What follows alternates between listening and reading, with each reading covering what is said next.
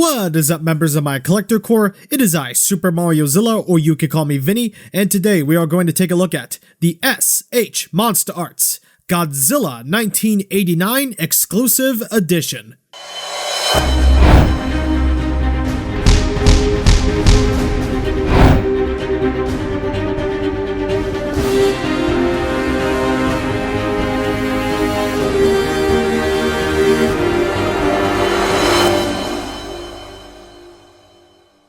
This figure was revealed a month before San Diego Comic-Con, revealed as an event exclusive for Comic-Con. What seemed to be a positive reveal quickly turned into a negative when it was revealed he would have no beam at his $100 MSRP.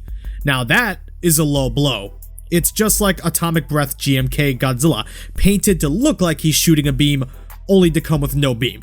There is a really, and I mean really, dumb explanation why he comes with no beam. You'll find out what I mean later in the video. When the figure was released and got into collectors' hands, he had mostly QC issues in the teeth, of course, and the eyes. Because yes, the eyes must never be consistent among MonsterArts releases. Unacceptable, considering we are 13 years into this line, actually no joke, 13 years in the line, and the eyes are not consistently correct. Ugh. Despite my little rant there, will this figure be worth picking up in the aftermarket? Or can you pass on this release? If you already have Godzilla 89 default version, then you don't need this worse version. But let's see why this figure is not worthy of a spot on your Godzilla shelf. Alright, I don't want to be all negative, because besides the face, the rest of the figure looks good. The sculpt is great here. Not a perfect resemblance to Biogoji, but still a nice representation. Godzilla's sculpt does wonders here. All the details you can expect on 89 Godzilla is here and accounted for. And the paint job is not bad either. The teeth look sloppy, let's not mince words here. And the eyes don't even get me started on them. Paint on the claws and the feet feature this nice gradient effect, and the body is a charcoal black with some shading, I think.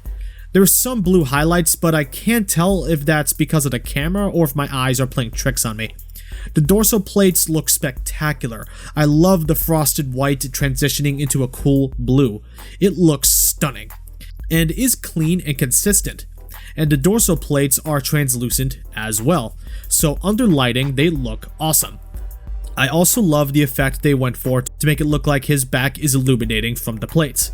The tail doesn't have light up plates except at the base, which transitions nicely from lit to not lit at all. The tail is also really long, and the paint job is clean and consistent, which I'm eternally grateful for. The sculpt and texture, as I said before, is well done too. They have a nice scaly sculpt and muscle details captured nicely. Again, this is not a perfect resemblance to the suit. Some things do look off, but it's not bad looking either. My biggest problems are the teeth and the eyes. The face is the focal point, so how they can't get them right is beyond me. But despite that, Godzilla looks great, so for the most part, looks good at pass. If you own the original Biogoji, you already know what to expect with the articulation. It's pretty much the exact same. There's no real improvements or hindrances or anything. So, yeah, let's go over it, see what he's got. Head is on a ball peg, and the neck is also on a ball peg right here and here, so he can look, well, without popping the neck off. He can't look up that much, unfortunately. Trust me, I tried. Down, though, he can look down plenty. Can look side to side and lean side to side. Jaw is on a hinge.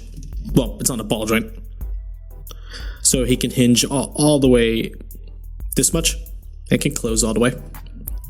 Arms on ball joints. Can rotate. Can hinge outward without popping off the whole thing. Can hinge outward just a little bit under 90 degrees. Biceps on a ball joint.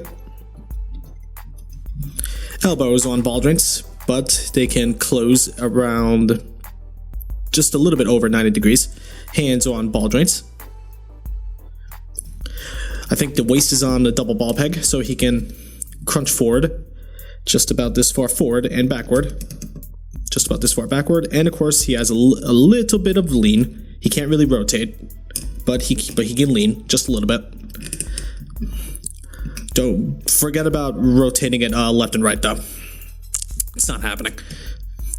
Legs, he can kick forward just about this far. Can he go more? Yeah. He can kick just about this far forward. Can kick backward just about this far back. Can kick the legs outward to just about get the splits.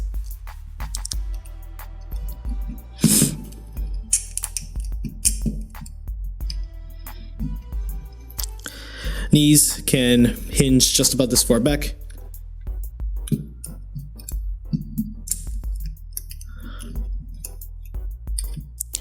Ankles are on ball joints, double ball pegs, so they can go this far forward and this far back. And we have plenty of ankle rocker without popping the thing off. Tail is on many series of ball joints.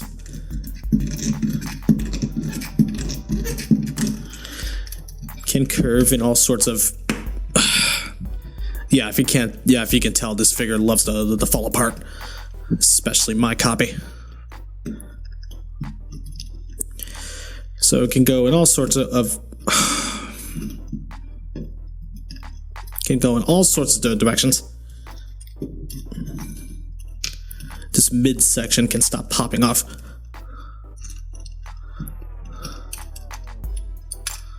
Oh my god. Yeah, this midsection's pissing me off.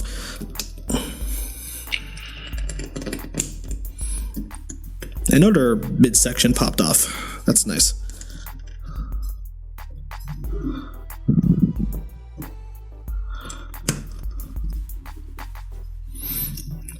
Yeah, it's a little bit more limited compared to other Godzilla figures, but oh well. It still works, I guess.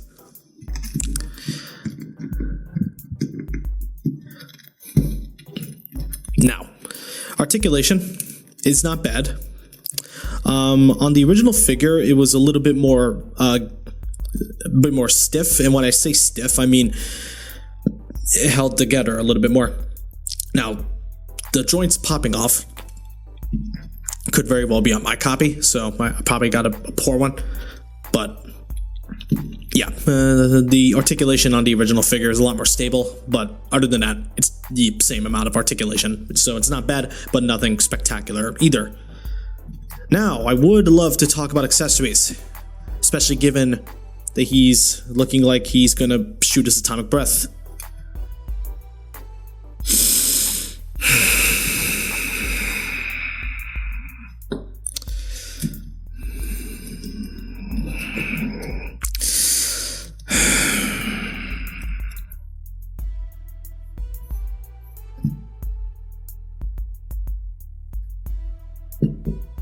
He doesn't come with this, by the way.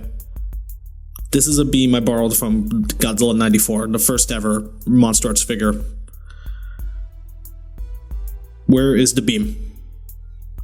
He has no beam. He's an atomic breath Godzilla figure, ready to shoot his atomic breath because of the glowing dorsal plate so you can see him. And there's no beam. It's Heat Ray Godzilla 2001 all over again. There's no beam, despite looking like he's ready to shoot one. You can't use. There's no other beam other than the 94 beam to use. But even then, it's not a perfect fit, as you can see there. It's not a perfect fit. I am sad. This is ridiculous. Bandai, like, really? Thanks a lot. I have nothing else to say other than Bandai was being lazy and just gave a very, very, very poor excuse as to why I did not include a beam. Literally, the poorest excuse of all time. They said, it's probably not the exact quote, but they said they did not include the beam because he's charging up, not shooting the beam. Bullshit. That is a BS excuse, and you know it, Bandai. You should have included a beam. We should have had one. And there isn't one. Ridiculous. Just absolutely ridiculous. Like, that is just aggravating, to say the least. It's just... yeah. Accessories just... He should have had a beam. He should have had a beam. That's all I'll say. Here's a size comparison with other figures you may or may not own. Godzilla scales nicely with other Heisei kaiju, so with the exception of Biollante, he scales great with other monsters, so no issues here. If you for some reason don't have the default Godzilla 89, then this will make for a nice stand-in if you don't have it and fill the gap nicely. But if you're hoping to get this for beam effect action, look elsewhere. Just look elsewhere. And if you have the original Godzilla 89, then this release is useless to own and has no place in the collection. So don't waste your time or money to get this if you already have the regular Bio Goji. This is not worth it, and for that price, $100 with no accessories, get out of here. Not cool, Bandai. And I despise that excuse. He doesn't have a beam because he's charging up his heat ray? Okay, Bandai, what's this then? Yeah, you're full of it, alright? And you ruined this release. Again, don't get it if you already have Bio Goji. If you don't have Godzilla 89, then yes, this is perfectly fine to get. Otherwise, stay away. How about we grade this figure together? We go up from a 10 out of 10 and work our way down, okay? The price is atrocious, so -1 point on that. And the face has no excuse to be the way it is. Messed up eyes and teeth? Absolutely not. -2 points for that. Because the face is the focal point and we're 13 years in, so what's the excuse? And no accessories? Despite the design of the figure, -2 points on that. So this figure gets a mediocre 5 out of 10. Yeah, that sums up everything I've said about this figure. Good paint apps and articulation can only go so far and can't save the figure. Screw this release. I'm done here. See you later.